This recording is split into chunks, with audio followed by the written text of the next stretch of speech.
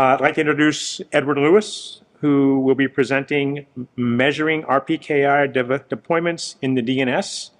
Ed is a DNS researcher at ICANN and has traveled from Northern Virginia to join us today. Ed's been presenting here at NANOG for the last 2 decades. His very first talk was done at NANOG 19 in Albuquerque, New Mexico, back in the year 2000. Welcome back to NANOG, Ed, and look forward to hearing your stuff. Thanks. Thank you. Thank you. So ordinarily I stick to DNSSEC. About 4 years ago, I ran across a speaker who was pitching to DNS operators that they should do RPKI, that they should validate routes. And I sat there in the audience, I thought, well, as a DNS service provider, I'm more concerned about people getting into my system to get my data. So I would think that operators should be signing the routes. So about 4 years ago, I began monitoring RPKI, a ROA deployment to the DNS routes that are involved in the DNS system. So in this talk here, I'm going to give a update of where I am with this stuff. It's 4 years I've been tracking this, been speaking a little bit about it recently. And I'll talk a little bit why would the DNS operators care about ROA, I mean the RPKI. It's a different area. Routing and DNS, usually those are 2 separate areas we talk about, but they do come together a lot. I'm also going to talk a little bit about, do I see DNS operators actually rolling out RPKI? And then spend quite a bit of time trying to interpret what I see from the measurements. I think measuring stuff is great, but you really want to get some insight out of it. So there are probably better explanations around here, but a ROA is the prefix and the route origin put together. They put that information into a X509 certificate, sign it, and so you know where routes are supposed to lead when you see a route advertisement. Now in a DNS, the important part here is that DNS name servers are out there and they want the routes coming into them to be protected. You want to make sure that the queries get to the servers. If the queries don't get there, you can't answer it. So we really want to protect the queries coming in there. As far as validation concerned, I understand it's a very important issue, but for the purposes of DNS publication and outgoing of data, that's just a matter of enterprise type security. They need to do that work themselves, but really we're trying to make sure that the data gets into these name servers. Now the method I'm using to measure this is I look at a collection of zones. I'm trying to approach as a DNS person. So we work by zone, TLDs, the root zone, what's happening in these different areas. From that, each zone has name servers. They're named in our DNS records, NS records, for example. Or that's actually where they are. They have addresses, IPv4, IPv6 addresses. And when I get those addresses, I look them up using Team Cymru's IP to ASN information, and I get route origin information, I get routing information, and so on from that. Now, to find the ROAs, what I didn't mention, I left off the slide, was I also use NLNet Labs Routinator to find out whether a ROA is valid for that route origin. Now, my simple measurement is yeses over yes plus nos to get the percentage of how many routes are covered. I try not to double count route origins. Many name servers are behind the same route prefix. Depending on just the way the services are rolled out. And every time there's an error case, for example, there are name servers whose addresses are in the non-routed space, RC 1918 space. I just throw them away. There are not very many of them, but they're not going to skew the numbers. And now the way I look at the world, the way I start my studies, is I look at this green oval on top. I call it the core of the DNS. It's not the operational core necessarily in terms of traffic or importance or like social media. This is the root zone, the top level domains out there. Generally, these are the areas where I look to people that have the most interest and expertise in running things correctly around on the internet. And I have a lot of data about what they've been doing for a long time, so I can take a look at how things are behaving there. I like to understand the operator behavior there. I also have a thing called the commercial registration boundary, which is the line where everything is registered into the DNS. That includes if you go to .com for a name, or you go to .us for a name. If you go to ARIN for space, you get a delegation in the DNS for something. That would be below this commercial registration boundary, and that's the general purpose wide open internet. Now, looking at the core, the simplest calculation here is about 36% of the routes leading to the name servers serving the root zone, the TLDs, the RIR versions of the reverse map. Right now it's 36%.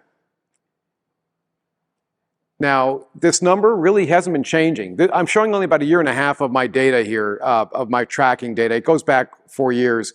It's crept from maybe 25% to 36% in 4 years. It's not really been going anywhere, but I'm surprised it actually is going up. When I do these slides, I've done a few talks on this recently. Every time I do the slides, I have to change the text to read a new number, even though it looks very small that's going up. Now, I'm after the patterns. I want to see what people are doing what are operators doing? Are there certain operators that are more inclined to do this and some are not so inclined to do this? What can I tell by just looking around? So I'm going to dive in a little bit. I split up the core 3 different ways all the time. We have the generic TLDs. Those are the commercial TLDs that generally have relationships with ICANN. Not all of them do, but most of them do. And so they're beholden to some requirements that are spread across all of them. There are the ccTLDs. They're based for jurisdictions, country codes, and territories. They are more independent in what they choose to do, so they sometimes behave differently, and they're generally a different size operator. And then there are the reverse map zones, which are generally the RAR zones, but there are other ones in there too. Now, if I look at that this way, I see that there's a difference. So gTLDs, only about 18% of the routes of the gTLDs are signed. ccTLDs, it's about 55%. And for the reverse map, it's also 55%. And these numbers actually change a bit, but coincidentally, those last 2 numbers are right about the same number. Now, if I look at my trend lines in this chart, and frankly, I haven't spent as much time making these charts prettier because they're kind of boring. But this shows a little bit difference here. The gold line on the bottom, that's the gTLDs. It's flat, not going anywhere. The purplish line in the middle, that's the ccTLDs, and they do seem they're rising more steeply than the other ones. And then there's the brown line on top, which is the reverse map, which actually looks like it's slightly going down. And I'm a little surprised by the reverse map being down around 55%. And I probably should explain that.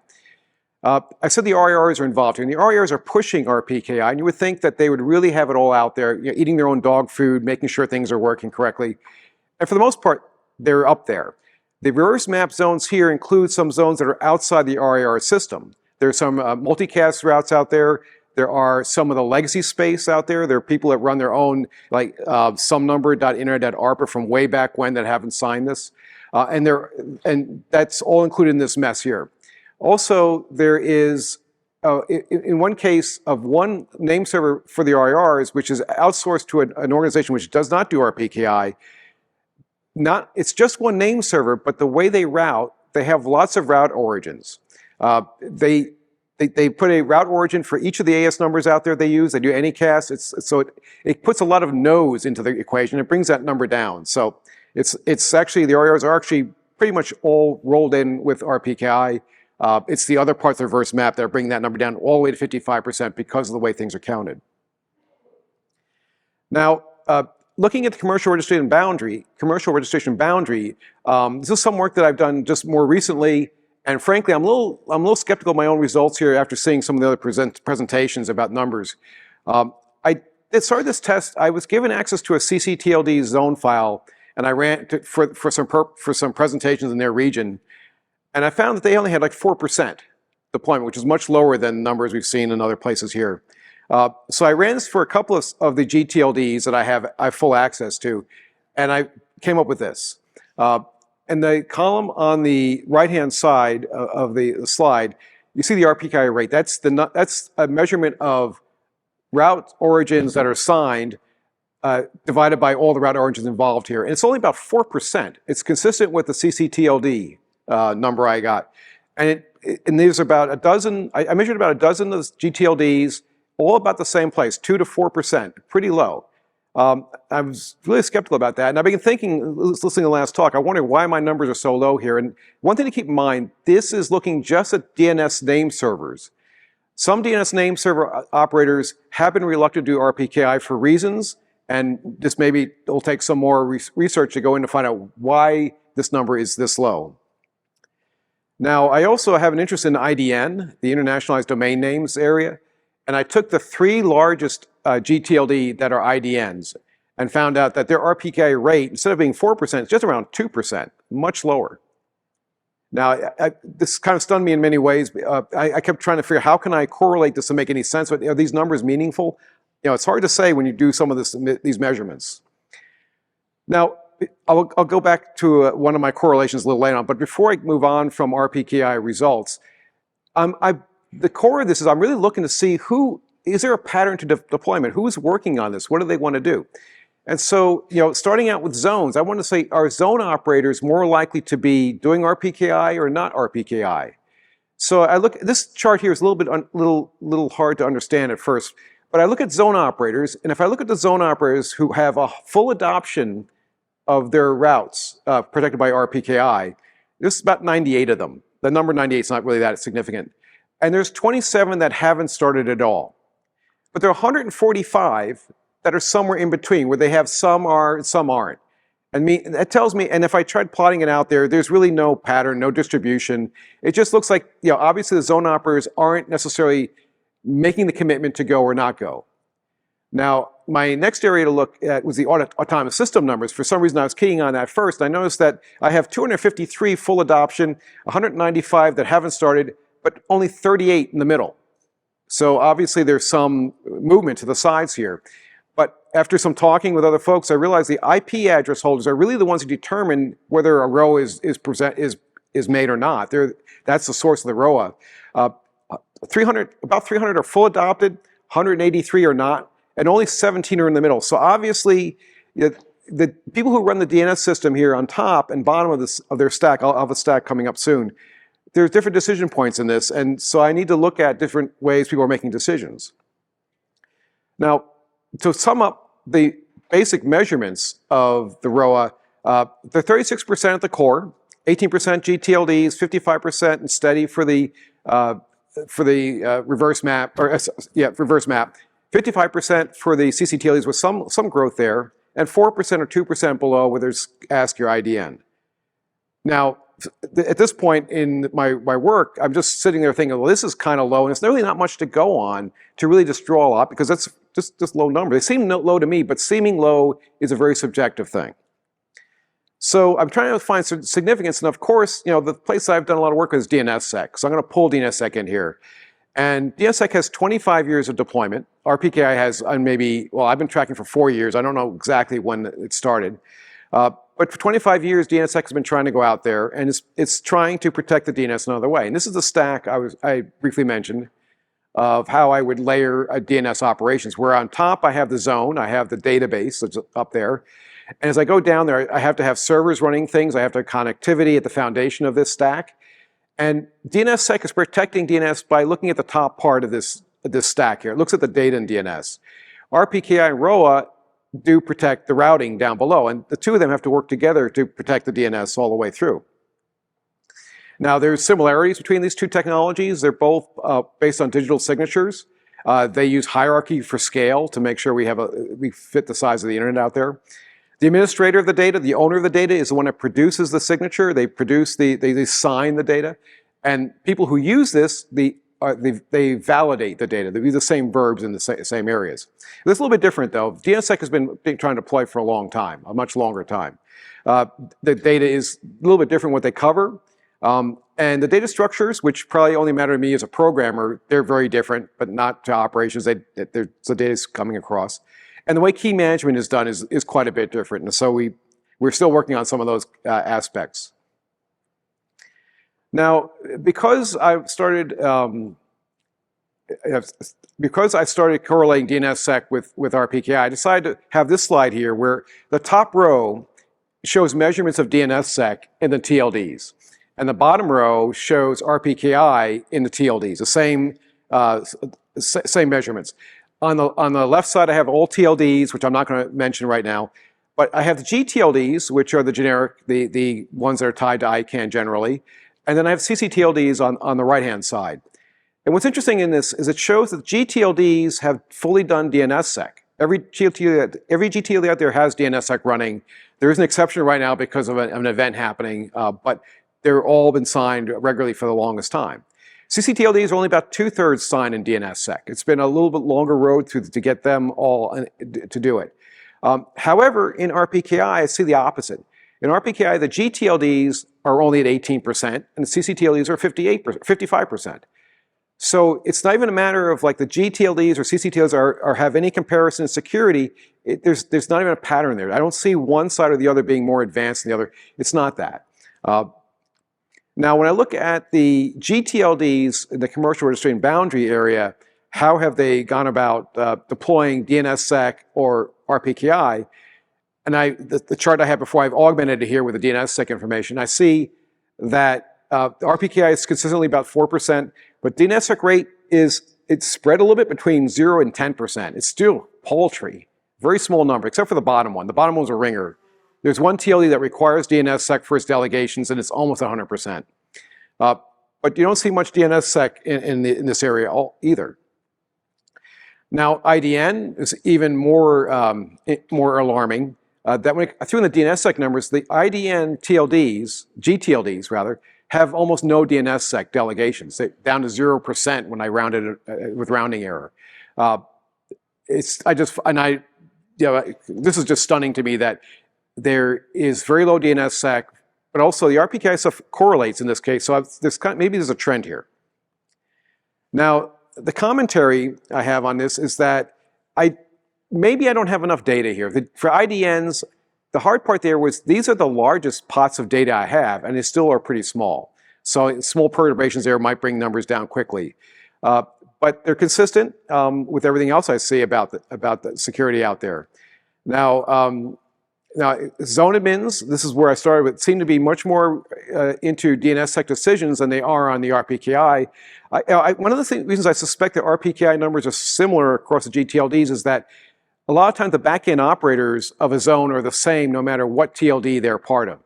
The TLDs may have different, they appeal more to the DNS and they make more decisions there. They think differently about how they do DNS protection, but they don't think so much about their back-end, their foundation security rather. So, these numbers just seem really low to me. Now my reaction to this was to not think that operators haven't been securing their networks properly. I mean, we've tried that for a long time in DNS and other areas. We've been rolling out programs trying to educate operators saying, you really should be doing more secure operations. Roll out DNSSEC, roll out RPKI. And it's stunned to me after 25 years, I don't think necessarily that operators don't know what they're doing. I've started speaking to operators in different places, and the reason why I'm coming to Nanog with this now is I really want to open up a discussion with operators to tell me like what you think is going on here.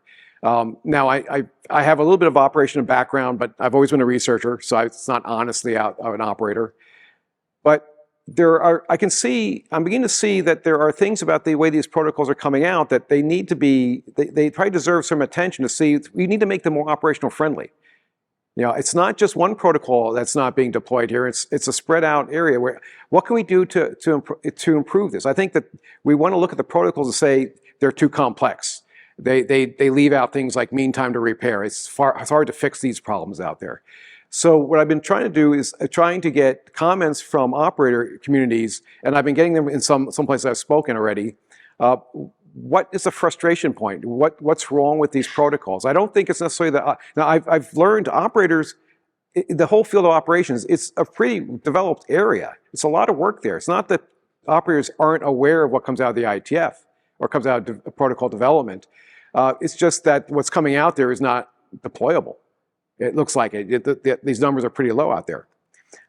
So that's my ask here is I would like for folks to let me know if you have specific ideas or you have general ideas or any comments about why when something comes out as an enhancement to a protocol, it just falls flat. We don't see a lot of deployment out there. I'm a little concerned about that. Now, I should add though that when I see my 4% numbers out there, and listening to the previous talk and a talk a couple days ago about yesterday, I guess, about RPKI deployment, if my numbers are off numerically, then I'll be really embarrassed, frankly. I need to make sure that those 4% numbers are accurate after seeing some stuff here. And one thing I did want to add too is that I saw some comparisons of IPv4 and IPv6. Now, I had slides on that, and I didn't bring them because I wanted to focus on the protocol deployment issues more than getting too deep into dividing up RPKI deployment numbers too far. But v4 and v6 for name servers, the two numbers were almost identical, and they've always been identical. in that area. But I did notice something else, that there were 20 TLDs that don't have IPv6 name servers. So if you see the deployment, you see the numbers that were different between V6 and V4 in RIPE's region. It was 60% for V4 and 40% for V6, I believe, yesterday. And the numbers they gave here, there was difference. Name servers, I don't see that number difference, but I do see I'm surprised to find that there are fewer TLDs participating in V6 when I did my study here on this. So I guess I'm going to finish up my comments here and hope for some feedback, either here at Mike's or afterwards at some of the events around here in the afternoon and tomorrow. And I think someone's already coming to the mic. And I will admit, these lights here are rather bright. So when you're coming up here, please. I'll start over. Start over there. Okay, Andrew. Andrew Dahl, 8 Continents Networks. Have you done any look into the gTLD numbers by separating out the big 12 ones that we all know about and then all the other gTLDs that nobody really uses? No, no, I haven't done that. No, that's a good idea. I think maybe we would get better numbers if we look at the big ones, right? Yeah. I don't know, but that's something to look at. Yeah, I'm able to spit out data so that I can do that, but I should have dived deeper into that to see if there's a pattern here, but I haven't just gotten around to that. If you don't mind, I have another question about your chart with the IDNs on it, back 3 slides or so. Yeah, let's see. Is there a way to go backwards? Is it no? Okay. I see multiple rows, and how are the rows different? Okay, so where it says ASCII here, let's look at the IDN. IDN 91,000 delegations. That's the largest gTLD IDN zone out there. Okay, the 94 above it is a comparably sized gTLD. Just the number of size, so number of delegations. So those are different zones that you're comparing? Yeah. I didn't explain this well. Okay. So on top, there's a 94,000 delegation gTLD compared to a 91,000 IDN gTLD. They're the closest. I understand the chart now. So Okay, yeah, I didn't explain that well. Yes. Good afternoon, Ed, John Brown. I thought I recognized you. Presently with Team Cumry and as the host of NANOG 19, thanks for your continued years of participation in helping the community. Sure. I'm wondering to some extent, as a recovering operator, whether or not some of the reasons for lack of deployment or lack of implementation might be economically driven in the sense of, does it get customers? Does it keep customers? Does it push customers away? Most of us are in the ISP business to make money. And yeah, some of these things are really cool, but do we have customer demand for them? So that's almost sort of a question for you, but also a question to the audience and to fellow operators, whether they're recovering or not. The other piece of this is, I would simply say, is that things like DNSSEC and RPKI and the implementation of that would fall into sort of my thing I've been beating the drum about recently, which is network hygiene and improving our overall game. So the more we can help support operators in improving network hygiene, the better the network will be and the better we can sleep at night. So those are my comments, but thank you so much for all your help. For sure, thanks. And I would say that I was told that there are 2 reasons why an operator should make a change. Increase revenue or cut costs. Right. And there's really good rules. And we haven't been able to convert that into a business case type of thing with DNSSEC, obviously. Right. I mean, you improve the balance sheet, top of line or bottom line. If you do both, hey, the balance sheet's even better. Yeah. So. David Jeffers with Aaron, but asking silly questions for myself. What do you suppose the Venn diagram is? And I know this is sort of apples and oranges here, but of operators that are properly implementing DNSSEC versus doing RPKI deployments. Is that a circle with a subset of a bigger circle, or is that kind of divergent circles that have somewhat of a connection? Did your data show anything that indicates any? I think that's a really good question. part of what makes this a little complicated to analyze is that the way that DNS operators have stacked their implementations like this varies. And I was explaining to someone recently that sometimes a DNS operator will do everything. They'll get their IP addresses, they'll do the routing, they'll do the racking and all that. Then there are those that say, I have my zone data, I just want to have someone do my servers and have them go off and do the IP addresses and routing and power and cooling and all. And some will go out there and do a half job, but they'll say, well, I'll have my zone, I'll get my IP addresses myself, and then I'll go to shop for someone to do the hosting.